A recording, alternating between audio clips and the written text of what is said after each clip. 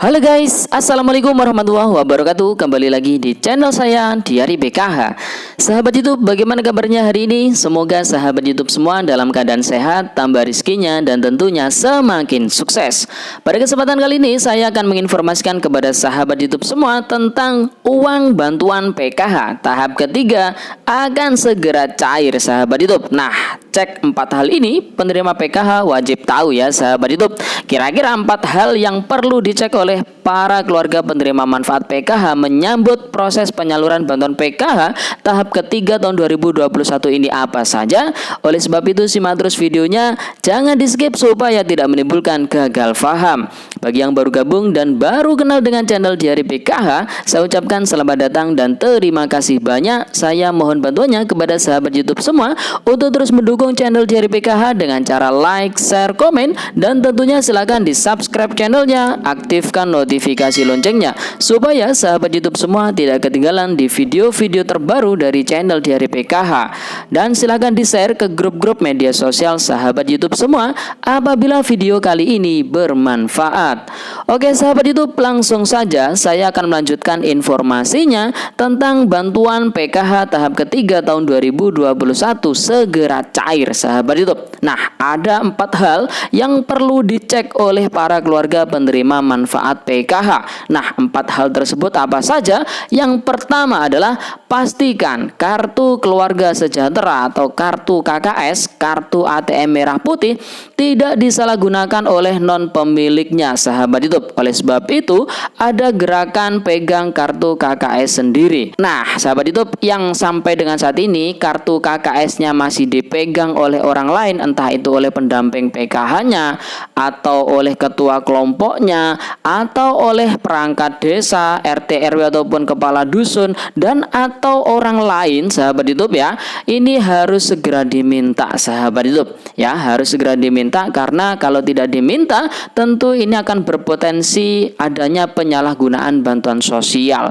Oleh sebab itu segera diminta, manfaatkan secara mandiri, simpan sendiri, sahabat YouTube ya, kartu KKS tersebut. Yang pertama itu, sahabat YouTube. Kemudian hal yang kedua yang harus dicek para keluarga penerima manfaat PKH sebelum penyaluran bantuan PKH tahap ketiga adalah pastikan bantuan sosial PKH diterima secara utuh dan tidak ada potongan, sahabat YouTube. Nah, untuk menghindari hal tersebut, tentu para keluarga penerima manfaat PKH bisa memanfaatkan bantuan PKH ini secara mandiri. Ya, kartu KKS dipegang sendiri, ketika bantuan PKH cair silakan dicek, kemudian silakan diambil secara mandiri sehingga tidak ada istilah potongan ya, sahabat itu bagi orang-orang yang mungkin merasa berjasa dalam penyaluran bantuan PKH tersebut, sahabat YouTube. Kemudian hal yang ketiga yang harus dicek oleh para keluarga penerima manfaat PKH adalah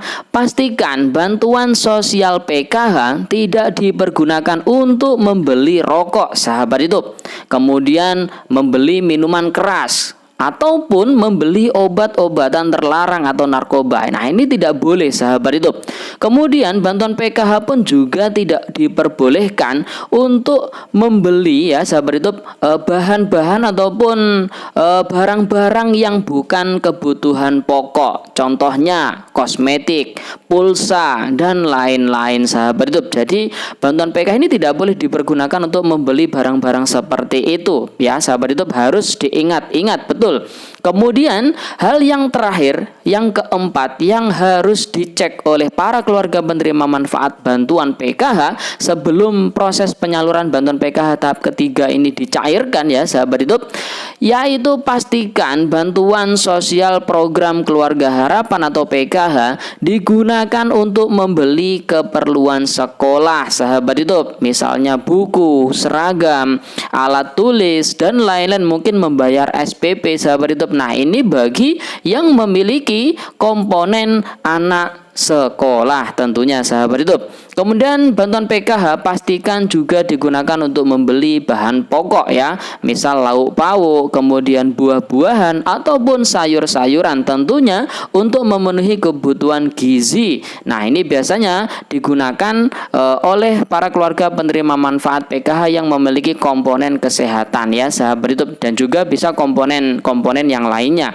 Kemudian pastikan juga bantuan sosial PKH itu digunakan untuk berobat dan pemeriksaan kesehatan, tentu apabila ada lansia maupun disabilitas berat ya yang memerlukan sebuah pengecekan ataupun cek kesehatannya sahabat YouTube.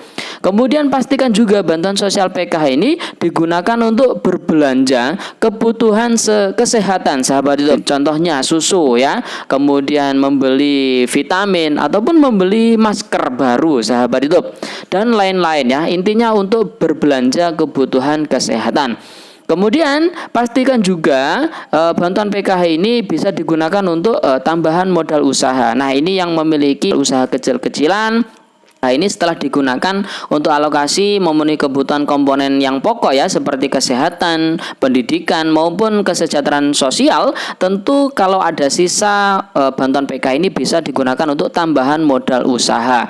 Dan ketika mungkin dirasa sudah cukup namun masih ada uang sisanya, bisa ditabung sisanya sahabat YouTube. Nah, sahabat YouTube, jadi 4 hal tersebut yang penting sekali yang harus diingat-ingat oleh keluarga penerima manfaat bantuan PKH sebelum proses penyaluran bantuan PKH tahap ketiga dilakukan ya sahabat YouTube. Yang pertama, pastikan kartu KKS tidak disalahgunakan oleh non pemilik alias kartu KKS-nya itu wajib dan dimanfaatkan disimpan secara mandiri. Kemudian yang kedua, pastikan bantuan sosial PKH itu diterima secara utuh dan tidak ada potongan.